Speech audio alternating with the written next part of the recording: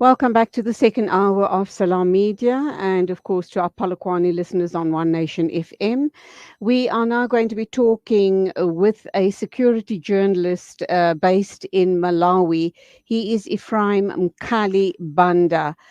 Very good morning to you. Welcome to the program. And may I ask the question, what is a security journalist? Well, actually, that's great. A security journalist is a journalist who is specified in reporting issues of security, issues of war, and the calamities that are happening in the different countries. So that's how me I am. I'm a specialized journalist specialized in security issues.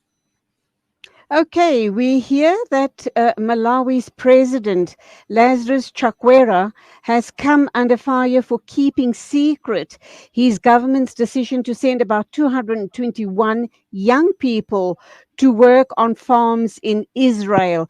And we understand that this is a security, or this is a deal, a labor deal, which is allowing your country Uh, to export your young people to various other countries, including Israel. And it's a way of creating jobs for the youth and, of course, generating foreign exchange.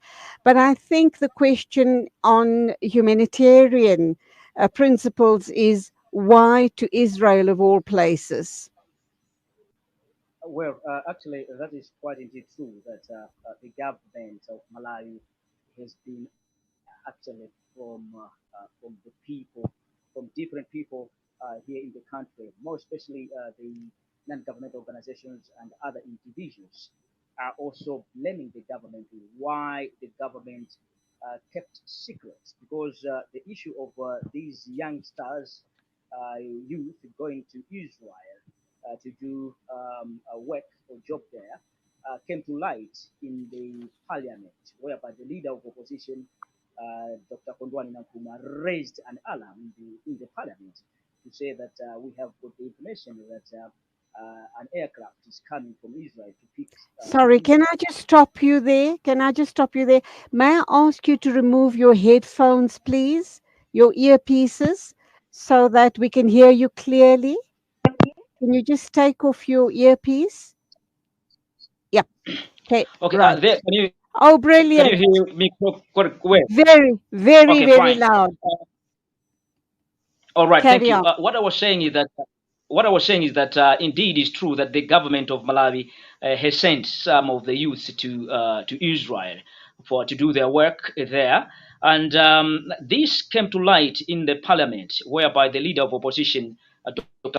Kuma, raised an alarm in the parliament that they have got information as the opposition that some youths from Malawi they will be heading to Israel for work there in the gardens whatsoever. Now, but the government later on in the parliament, leader of the house refused that that is not true.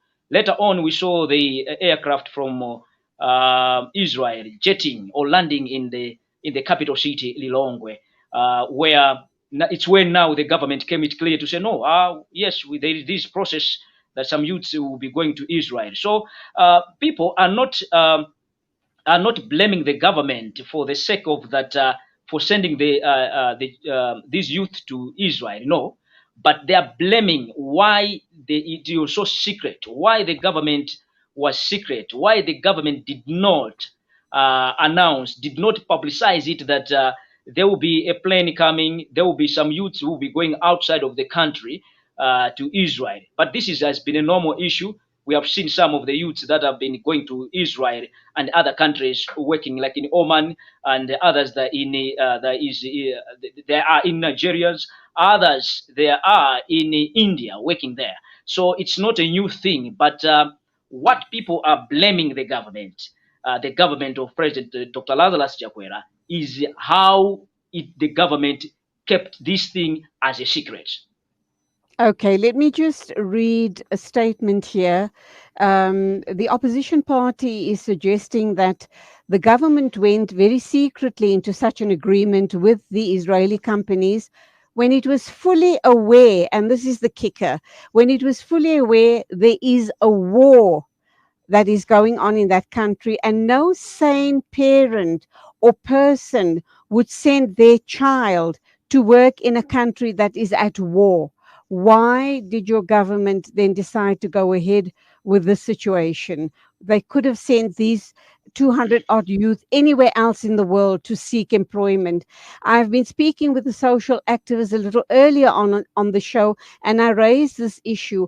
What he indicated, which made a lot of sense, was that the issue in Malawi is quite dire, the economic situation, and the government is sending youth all around the world for employment purposes, and to bring back or send back money into Malawi so it can get its economy turning again. So we get that, we understand there's high levels of poverty, but why to Israel? Why to a situation that is at war, and why undermine the Palestinian cause? Yeah, I think that is very true what you're saying. But as in the perspective as a security journalist here, let me take this issue in this way that in any circumstance whereby like the government of Malawi, the way it has done, sending these youth to Israel, whereby we understand that Israel is at a war with the Palestina. Now, it is a reckless. Let me say it clearly here. It is reckless. The government here has not thought it wise, because you cannot send youths to work to a country whereby there is a war. We don't do it in that way, in that perspective. Though the government is backing itself that the areas where these youths are going to work there is no war in that area, the areas where they are working. But we have seen other countries evacuating their own citizen in Israel, those who were working there. There are some other countries that have already evacuated their citizens who were working in the farms there. So I think the timing of the government of Malawi sending these youth to Israel, the timing has come at has not come at a right time. It has come at a wrong time. Unless maybe they could have waited until this issue, the misunderstanding or the war between Israel and Palestine with the Hamas is over.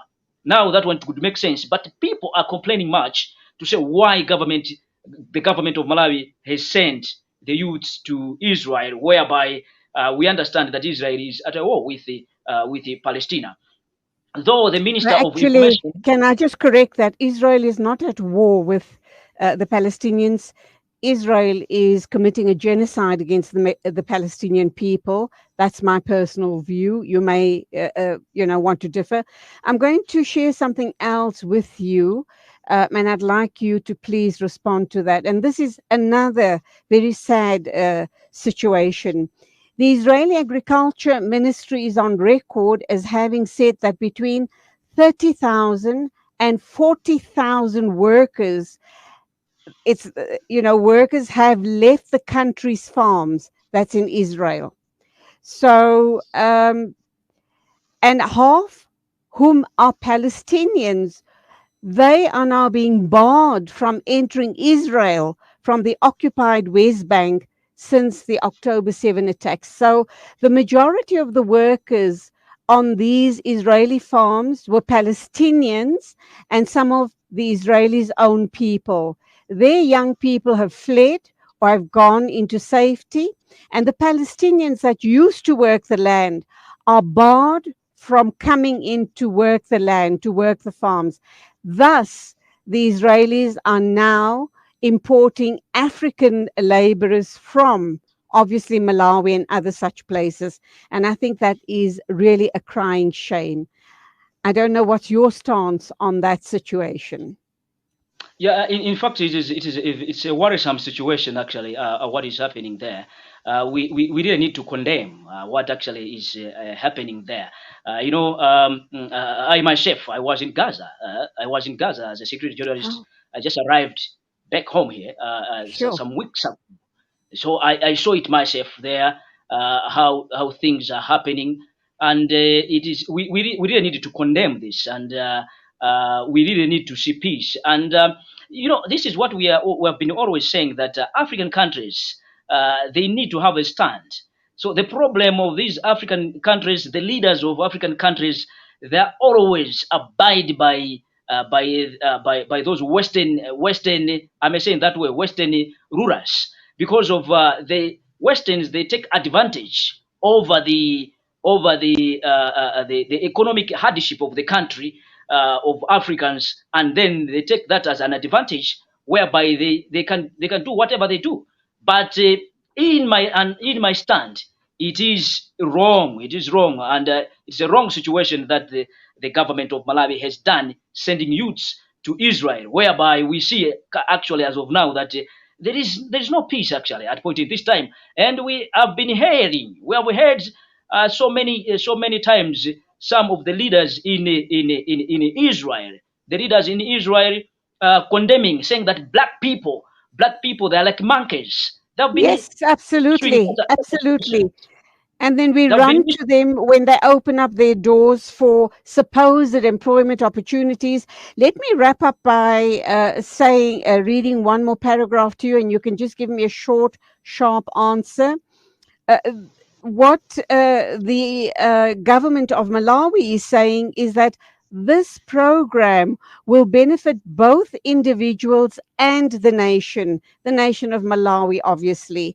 A portion of the wages of these people that are going, the Malawians that are going to work on Israeli farms, will cover the laborers' living costs in Israel, while the remainder will be remitted to personal accounts in Malawi to boost foreign exchange. So it's all about the money, but no thought is being given to those young people going to work in possibly a very dangerous situation, and possibly being terribly segregated because the Israelis believe that they are superior to black people. So you kind of wonder, what conditions are those people going to work under? I'll leave you to give us closing comments on the story. Over to you. Yeah, I disagree actually a little bit. I disagree with the government of Malawi to say that it will boost the foreign economy of Malawi just by sending those youths to Israel. That is not true. If they talk about the foreign currency, the foreign currency cannot cannot be here just because of those youths that have gone there. No, it's the government needs if they need foreign currency. Malawi is not an exporting country; it doesn't export. They're always importing. So you can't have the foreign currency whereby you always export. You always export. You import always. You import. You don't export. That is, I don't agree with those statements. We should agree. Malawians should agree. Malawians should know that our children, our fellow brothers, they have gone to a place where security is not okay for them. It's not okay for them. And we have been saying most always have seen, even including the minister himself, Benjamin Netanyahu, has been quoted in so many ways, in so many areas, castigating black people. And today we are sending our chaps that are going there, and then we are coming on a podium to say, no, Malawi is going to benefit in this and this. No, this is just what we call it, the greedy leadership. Greedy leadership. It's what is happening. We are seeing here that maybe few individuals have benefited. Have benefited. It might be maybe those in government are benefiting with the journey of these youths to Israel. I think Okay. that's kind of my point. And we're just allowing our youth to be subjugated in that situation. As blacks, they will never accept us as equals. But be that as it may, what was your experience like in Gaza? Were you at any stage worried about your own safety and security whilst covering the stories there? Yeah, there's sometimes that it was very difficult to cover. I witnessed really, it's very shameful. I witnessed the Palestinian journalists, about four of them being shot. Uh, you know, regardless them wearing the press jackets. Jackets. They, yeah, but they were being shot. You know, it was very terrible seeing my fellow journalist dying. We are covering the news, dying when in front of me. You know, it was terrible to see the children, young Do you children. believe that was deliberate? Do you believe the shooting and killing of the journalist was deliberate? In some context, yes, I believe that it was deliberate because the journalists were in the garments. They wear their jacket where they show that that's one is a journalist, and then you shoot. Yeah, I suppose it's a similar situation of the Al Jazeera journalist that got killed last year, Shireen Abu Akleh. And I think the reports that have come through now is suggesting that it wasn't a stray bullet or it wasn't a mistake, but it was a deliberate attempt at killing her. But that's all we have time for, Ephraim. I do hope that you and I can have many more conversations going forward in the future. Thank you for your time. Thank you so much. I really appreciate, and hopefully to visit your studios there. As maybe next week I'll be landing there in South Africa. Thank you so much. Oh, with pleasure. Please just speak to my producer and you can come to our studios and we can do a live in studio broadcast. I look forward to that. Thank you so much. Great. Okay, God bless. It is exactly 9:33 news and views on Salam Media. In a minute or two, we will be joining Tania Peterson. She's a Cape Town artist and she's wowed me with the watermelon minibus taxi design in solidarity with the Palestinian people. She'll be with us in a minute or two. Don't miss that. And we'll be wrapping up today by talking GBV issues.